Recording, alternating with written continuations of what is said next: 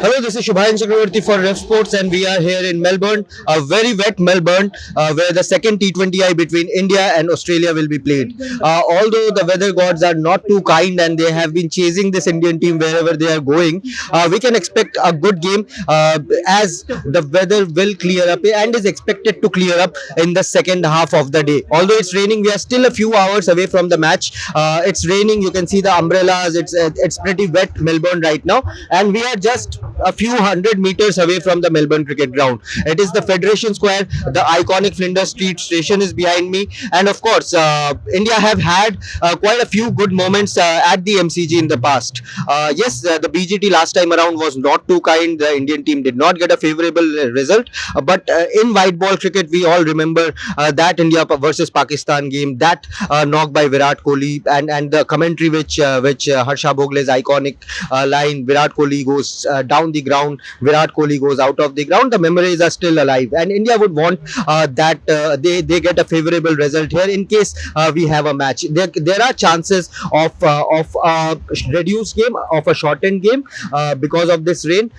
Yesterday it was very clear, it was very hot, it was a perfect day for cricket, but unfortunately on match day it's gloomy, it's wet. It has been raining since morning, and it is expected to rain throughout the day. But from 7 p.m. onwards, from the match time, the weather is expected to clear out. So with the drainage system being extremely good at the MCG, with the ground staff being extremely efficient here at the MCG, you can expect somewhat of a game here at the MCG. It's going to be a packed crowd. It's going to be a sold out crowd.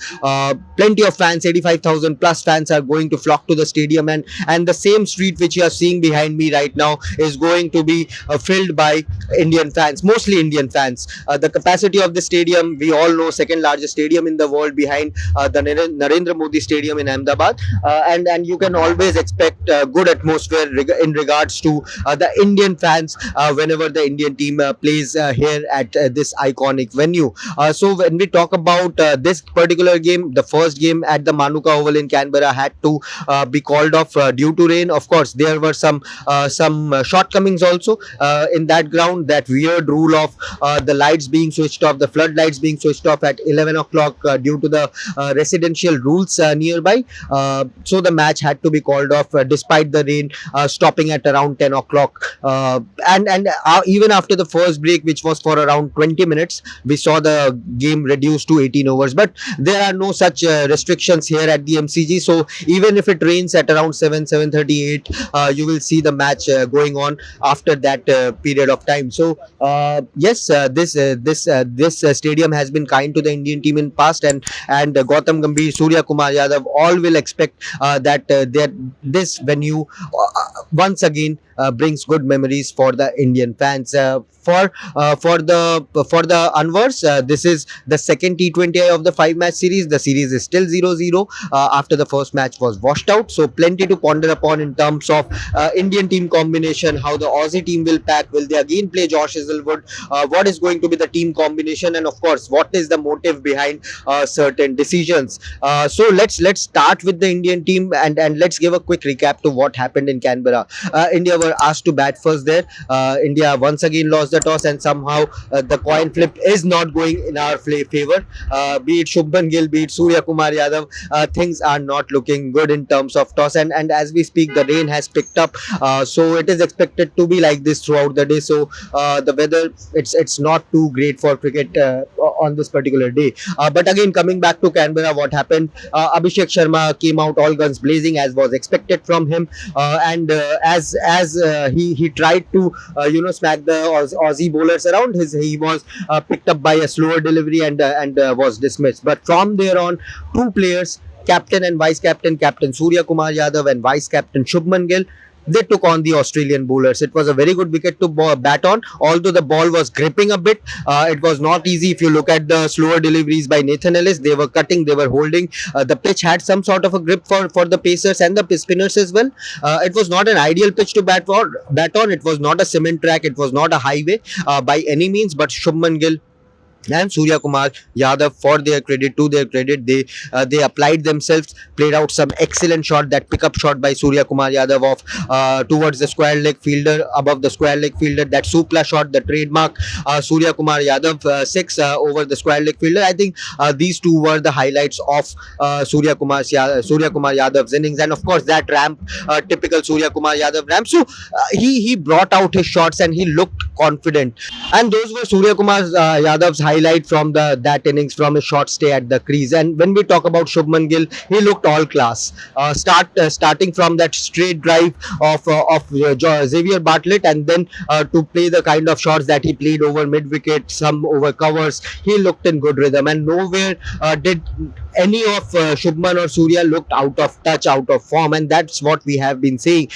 Fans on social media, experts on social media, they have been criticizing Surya Kumar Yadav and Shubman Gill from and the way they batted in the Asia Cup, and criticism were valid in regards to Shubman and Surya's form, but they silenced their critics in Canberra, and they would want to have a full game here. They would want to bat on for a longer period here, score some big runs. That is what they need. And they would want to carry the momentum going forward in this particular series and in this particular game. So Shubman, Surya Kumar Yadav, again they both will again be on focus. For Abhishek Sharma, don't look too much into it. He got out for cheap, but he gave a quick start, and Abhishek Sharma's batting style is such that more often than not he will fail, but the day he clicks, he will be your match winner single-handedly, and that is what the USP of Abhishek Sharma is. So if he is coming out swinging the bat and is missing the deliveries, that's how Abhishek Sharma is playing, and that's how Abhishek Sharma will continue to play. So don't look too much into Abhishek Sharma. He will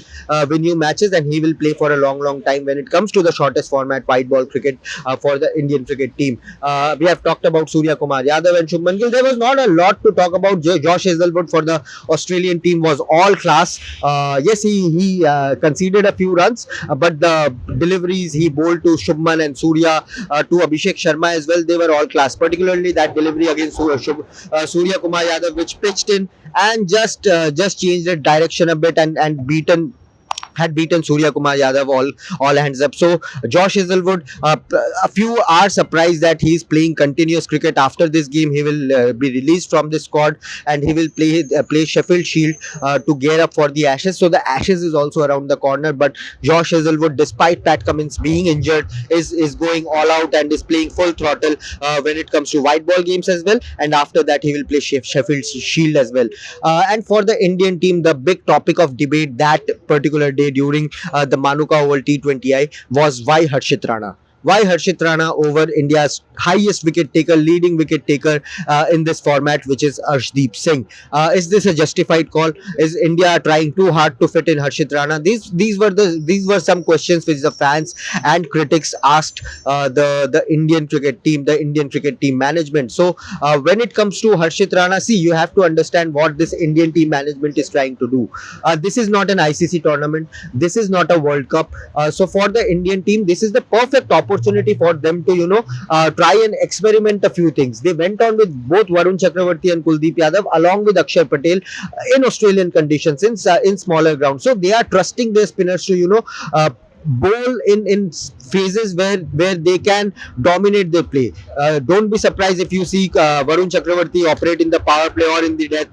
Don't be surprised Kuldeep Yadav dominate the phase along with Akshar Patel in the middle over. So in terms of the spinners, India are depending on these tweakers. They know the World Cup is in India, so they need to give the momentum and the kind of form that these players require, especially in regards to the T20 World Cup. So once again, expect both the attacking spinners Kuldeep Yadav and Varun Chakravarti to feature alongside Akshar Patel, and that is where the absence of Hardik Pandya comes creeping in. With Hardik Pandya, you have a complete all-rounder, the player who can bat, the player who can bowl in any phase and can operate at a very high level with both bat and ball. 140 plus with the ball, high strike rate with the bat, can finish you matches, is a clutch player, can play in any difficult situations.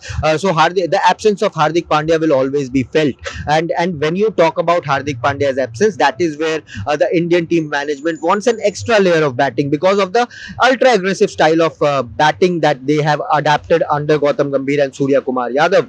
So for for the batters to have that freedom or to not worry about the tail enders or the lower middle order, I think it is very important to have someone who can bat a bit at number 8. And now fans will question that what is Harshit Rana's credential as the batter, and that is where the team is trusting on Harshit Rana and want to try him in difficult phases. This is not a World Cup, as I said earlier, so this is the time you can see Harshit Rana whether he is capable of delivering at number 8. Yes, Arshdeep Singh's he would be gutted to be omitted from the playing 11, and he deserves every chance to play in the 11 with the kind of form he has shown. But this is the time for the Indian team management to try and tinker a few things around and see whether these players are capable enough to deliver in crunch situations. For Harshit Rana with the bat at number 8, the way he batted at Adelaide Oval, it has given some sort of confidence to the Indian team management that he is capable enough to deliver in crunch situations. And with Nitish Kumar Reddy also out till the Hobart T20I, the next T20I, I think this is a good opportunity for Harshit Rana to once again come in, and if he gets an opportunity to bat on, then score some quick runs and deliver with the bat. If he fails in the coming games, then we know that you have a Hardik Pandya who will come into the scheme of things once again when he is fit, possibly for the South Africa white ball series after the couple of tests. You know what Shivam Dube is capable of, and this is a great moment, a great opportunity for the Indian team management to try out Shivam Dube as your third pacer. Give him a couple of overs, give him 3-4 overs, and see whether he can deliver with the ball like he did in the Asia Cup. He was exceptional in the Asia Cup. If you remember the Asia Cup final, he shared the new ball with Jasprit Bumrah and delivered with the wickets as well. So for Shivam Dube, for Harshit Rana, two different roles. Shivam Dube's primary role is to finish matches for India with the bat, but if given the opportunity to bowl, and I'm pretty sure Surya Kumar Yadav will go to Shivam Dube in difficult situations and throw him the ball and see whether he can bowl in pressure situations or not. So you know, he is this Indian team management is thinking about different things. Of course, you have the class of Jasprit Bumrah, and once again he will be under focus as well in terms of, you know, getting that groove back. Jasprit Bumrah, I felt was you know, not operating at the level which we are habituated of seeing Jasprit Bumrah operate at. So for him, I think this will be an important series to get that groove back, to be the Jasprit Bumrah that we all know. But for now, I think despite all the matchups and everything, the playing 11 discussion, the main focus will be on this, whether the Melbourne Sky Gods will be kind enough for the match to take place. The Canberra rules and the skies were not too kind, but hopefully you can see water droplets coming on my screen. So the rain is picking up. I'll call it quits right now from Melbourne at the Federation Square. Behind me is the Flinders Street, and hopefully the sky will clear out. We will keep you updating on the weather throughout the day. So let us know what your playing 11 is. Do you feel Harshit Rana's selection is justified, or do you want to see Arshdeep Singh come into the scheme of things in the playing 11 here at the MCG? It's going to be a packed crowd, so hopefully the Sky Gods will be a bit kinder to us in this game. So stay tuned to Revsportz, like the video, share it with your friends, and subscribe for all the contents. Congratulations to the Indian women's team as well, and Snehashish and Trisha are going to give you all the updates in the build up to the big finale against South Africa as well. So stay tuned for all round coverage and keep watching. Thank you so much.